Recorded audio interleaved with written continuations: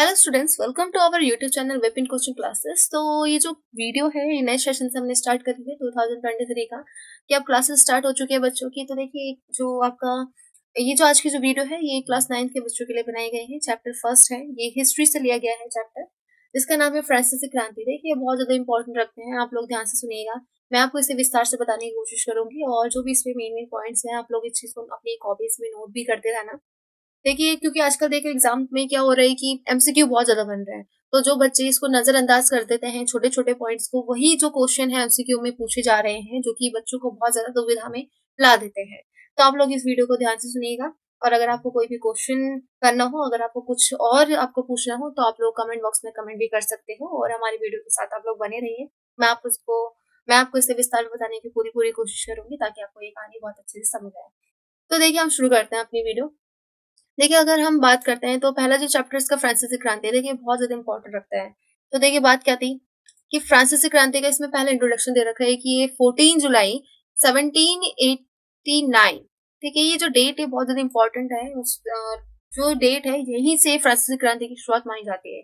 तो उस टाइम में पेरिस पेरिस यानी कि फ्रांस की जो राजधानी है, फ्रांस की जो कैपिटल है, इसका नाम पेरिस है। तो आप लोग याद रखना, फ्रांस की जो कैपिटल पेरिस है वहां पे आतंक का माहौल था।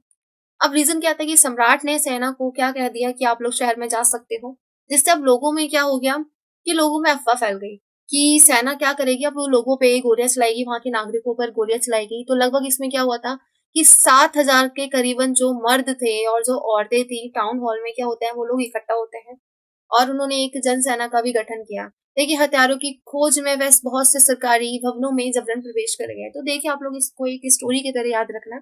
मेन चीज क्या होती है, आपकी डेट है और जगह है, यानी कि पेरिस जगह हो गई 1789 जो है आपका सन, इस टाइम की जो घटना है, तो ये बहुत ज्यादा इंपॉर्टेंट रखता है। और देन क्या हुआ फिर, अब जो लोग थे हमला करने लगे, जो भी सरकारी बिल्डिंग्स थी, किस चीज के लिए, हथियारों के लिए। अब जिससे क्या हुआ, अंततः सैकड़ों लोगों का एक समूह पेरिस नगर के पूर्व भाग की ओर चल पड़ा और वास्तिल के किले की जेल को तोड़ डाला, जहां भारी मात्रा में गोला बारूद मिलने की संभावना थी। देखिए जो वास्तिल जो किला है, वास्तिल का जो किला है, ये भी बहुत ज्यादा इंपॉर्टेंट रखता है।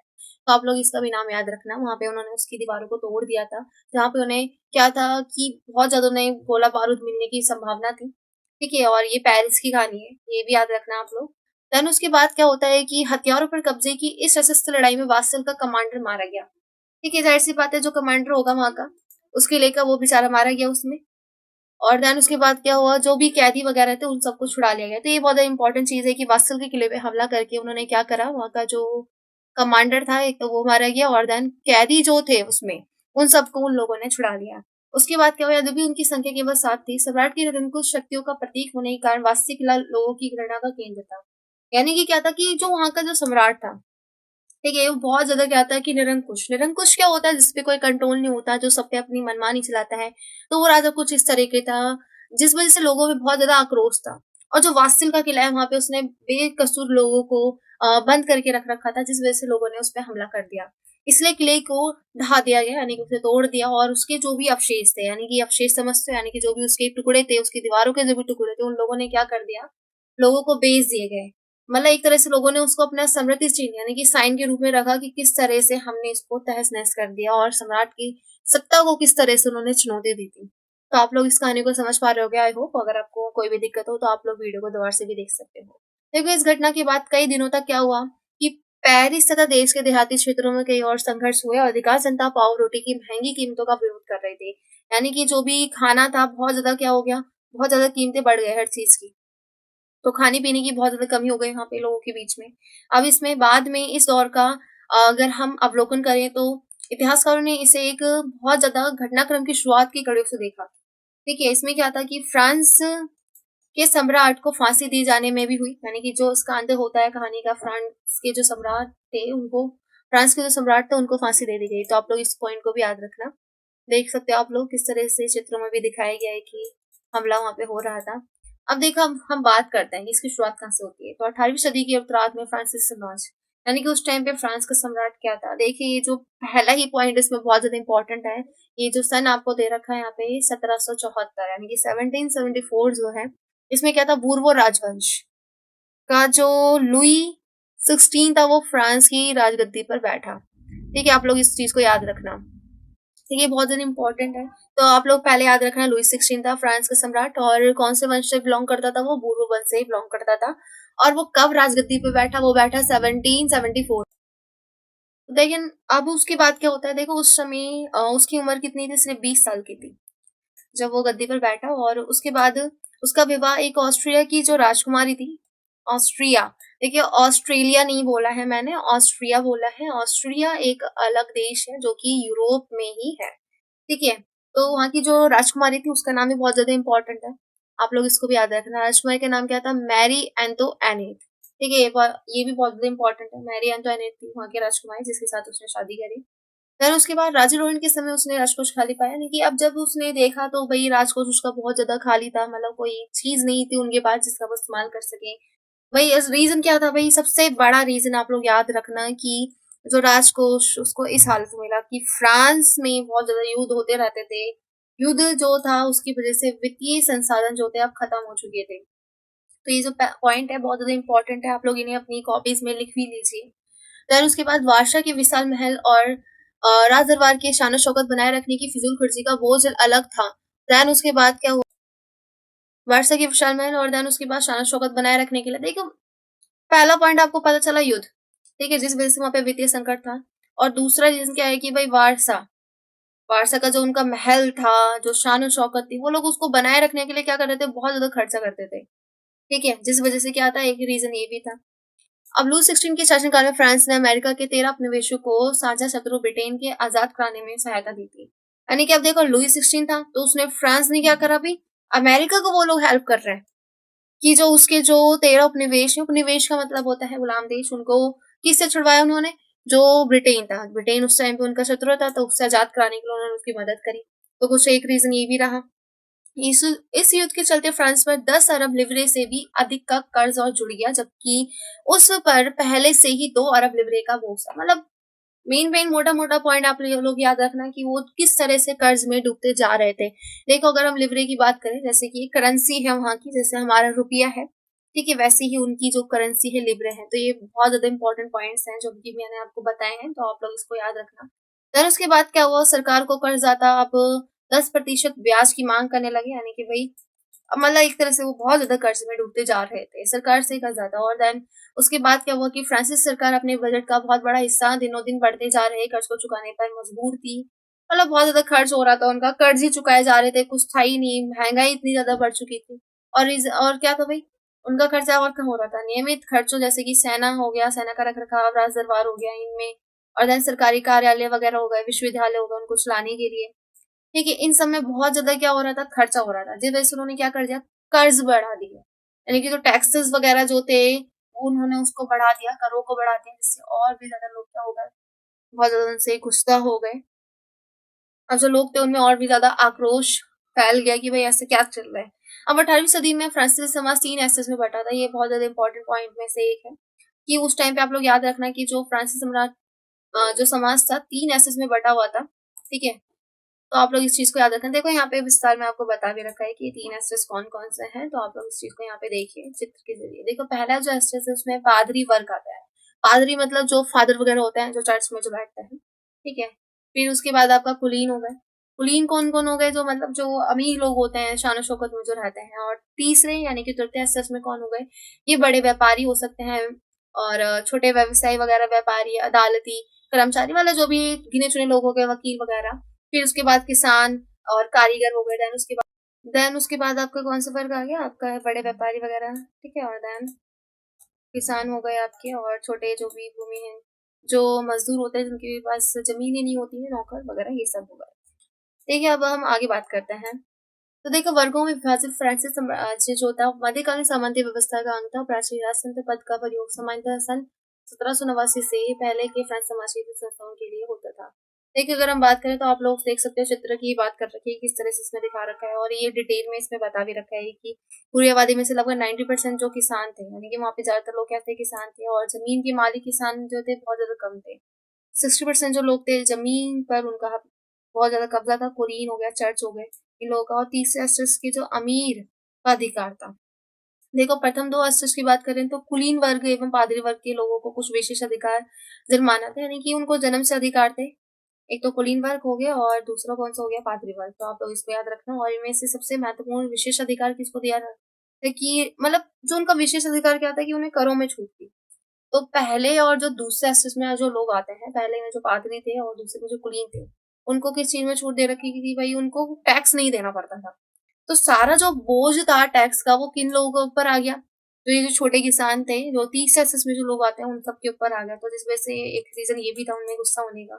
वे किसानों की सामंती कर वसूल करते थे, और किसान मतलब और किसान अपने स्वामी की सेवा, स्वामी की घर एवं खेतों में काम करना, सैन्य सेवा देना, सड़कों के निर्माण में सहयोग आदि करने के लिए बाध्य थे। मतलब उन बेचारों को बहुत ज्यादा काम करना पड़ता था। तो आप लोग इस चीज को भी याद रखना। देन उसके बाद चर्च भी किसानों के करों का एक हिस्सा था। देखो तो ये चीज भी बहुत इंपॉर्टेंट है कि चर्च जो टैक्स लेता था किसानों से उसको टाइड बोलते हैं, हाँ, धार्मिक कर होता था वो उनके लिए। और देन ऊपर से तो 30 सेंसस के तमाम लोगों को सरकार तो कर चुकाना ही होता था। और इन करों में मतलब जो गवर्नमेंट जो उनसे टैक्स ले रही थी वो था टाइल, ठीक है, प्रत्यक्ष कर, मतलब गवर्नमेंट को अलग से देना पड़ रहा है, और धार्मिक जो टैक्स है उन्हें वो अलग से देना पड़ रहा है। और जो अप्रत्यक्ष कर हो गया, इनडायरेक्ट टैक्स जो हो गया, जैसे नमक तमाकू वगैरह इन सब चीजों, खाने पीने की चीजों पे, जैसे कि आप लोग देखते हो, तो वो भी हो गया एक। अब इस प्रकार इस प्रकार राज्य के वित्तीय कामकाज का सारा बोझ करों के माध्यम से ही जनता पर था। तो देखिए आप लोग समझ सकते हो किस तरह से लोग बहुत ज्यादा परेशान थे टैक्स की वजह से। ठीक है, देखो ये जो बॉक्स आपको दिख रहा है येलो रंग का, इसमें बहुत सी चीजें आपको दिख रखी है, तो आप लोग इस चीज को भी ध्यान रखना। देखो जैसे कि आपको बता रखा है लिब्रे, लिब्रे फ्रांस की मुद्रा है। ठीक है, आप लोग इस चीज को याद रखना। मेन चीज यही है, ज्यादा कुछ आपको ऐसा कुछ खास याद करने वाली बात नहीं है। एस्टेस हो गया, जो भी बांट रखा था जो उनको समाज में, उसको पादरी वर्ग जो हो गए जिनको विशेष अधिकार थे, चर्च पर जिनका अधिकार था वो लोग हो गए। और ठीक है, और देन टाइट जो हो गया, चर्च जो कर वसूलता था वो हो गया, और द जो टाइल हो गया जो सरकार को देना पड़ता था वो हो गया। चलिए अब हम आगे बढ़ते हैं।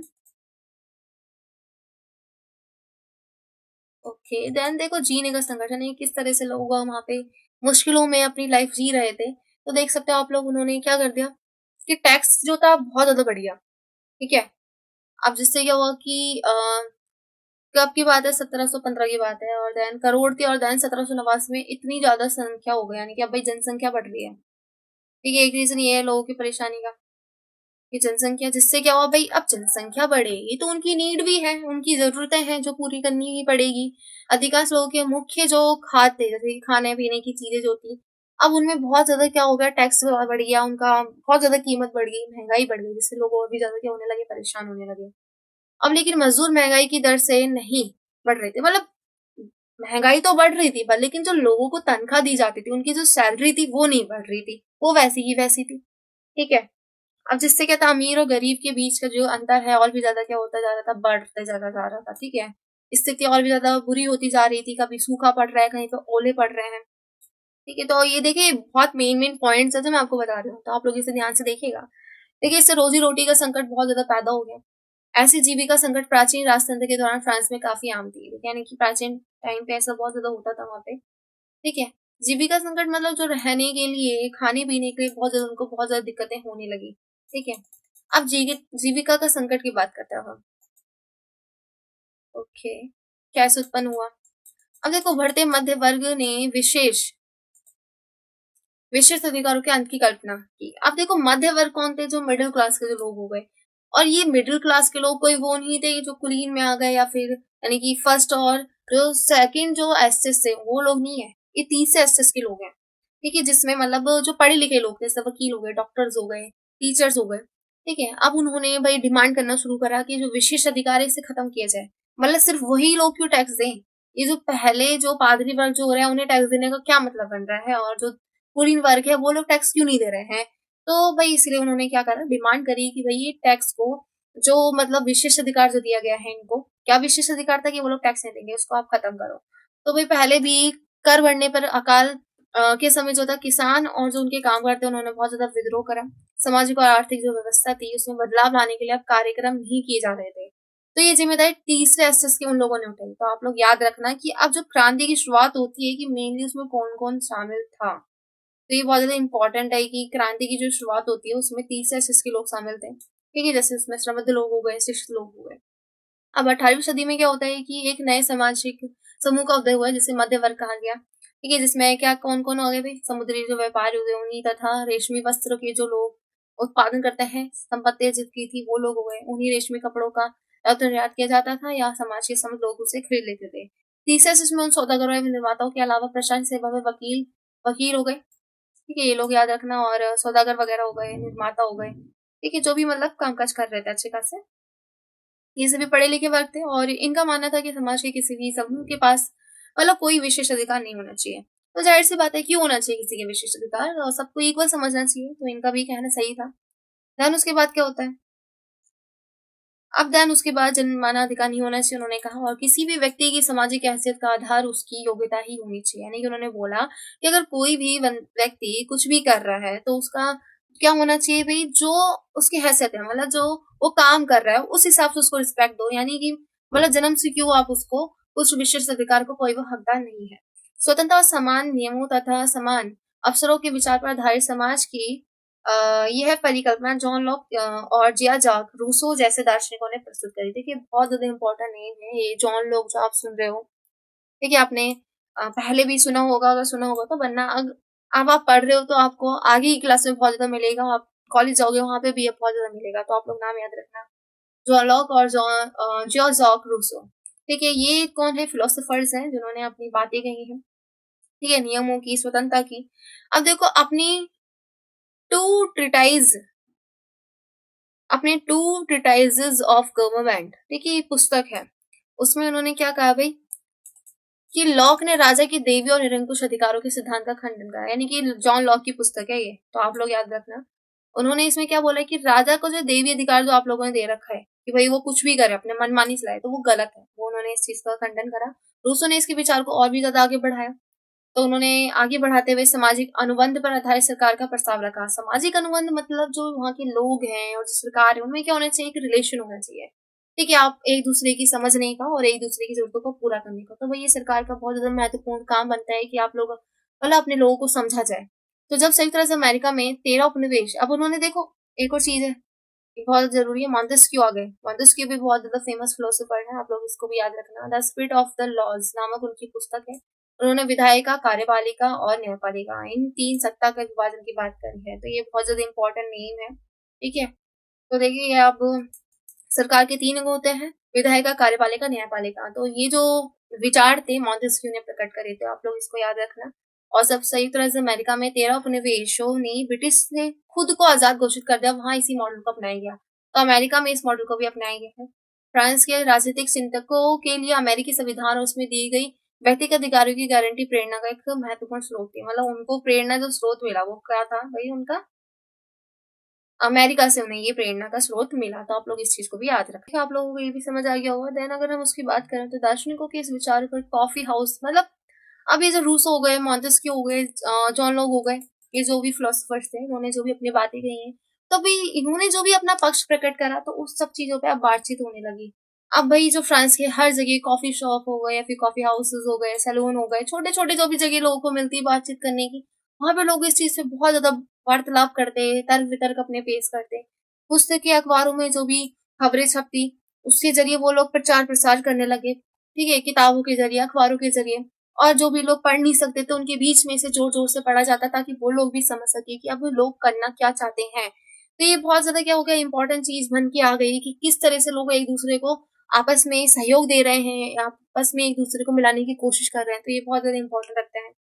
फिर उसके बाद इसी समय लुई 16 द्वारा राज्य के खर्चों को पूरा करने के लिए फिर से कर लगाए जाने की खबर से विशेष अधिकार वाली व्यवस्था के विरुद्ध गुस्सा भड़क उठा। अब भाई क्या था? अब लुई 16 ने फिर से क्या कर दिया कि खर्चों को पूरा करने के लिए उसने फिर से क्या कर दिया, टैक्स बढ़ाने की प्रस्ताव पेश कर दिया। अब जिससे क्या हुआ, लोग और भी ज्यादा क्या हो गए, बहुत ज्यादा गुस्से में आ गए।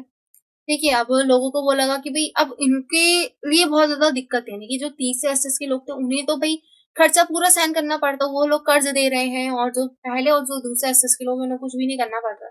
जैसे जैसे लोगों में अब क्या था कि बहुत ज्यादा आक्रोश उत्पन्न हो गया लुई 16 के लिए। तो देखिए हमारी जो वीडियो है अभी यहीं तक रहने वाली है। ठीक है, वरना ज्यादा वीडियो लॉन्ग हो जाएगी, तो इसलिए मैं आपको इस वीडियो को मतलब जो भी आपके चैप्टर्स रहेंगे इन्हें हम पार्ट्स में बांट देंगे, ताकि आप लोग इसे ध्यान से देखें और आपको ज्यादा ये लंबी ना लगे। तो आप लोग आराम से इसे पढ़ सकते हो। ये पहला पॉइंट जो था हमारा पूरा होता है कि फ्रांस की जो क्रांति है वो कैसे शुरू होती है। और वहाँ की जो राज व्यवस्था थी और जो समाज था वो किस तरह से जी रहे थे, वो लोग क्या कर रहे थे, मतलब वहाँ पे व्यवस्था किस हिसाब से चल रही थी। तो हमारी वीडियो यहीं तक थी। आप लोग हमारे साथ बने रहे, आप लोगों को बहुत-बहुत धन्यवाद। इस वीडियो को ज़्यादा से ज़्यादा अपने दोस्तों में शेयर करना और लाइक करना, और हमारे YouTube channel Vipin coaching classes को आप लोग सब्सक्राइब ज़रूर करना। आप लोगों को बहुत-बहुत धन्यवाद। आई होप कि आपको ये वीडियो ज़रूर पसंद आई होगी। आप इसे ज़्यादा से ज़्यादा अपने दोस्तों में शेयर करना।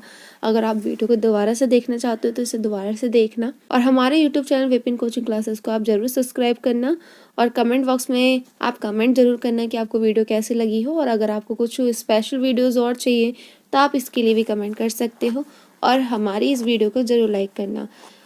Thank you students.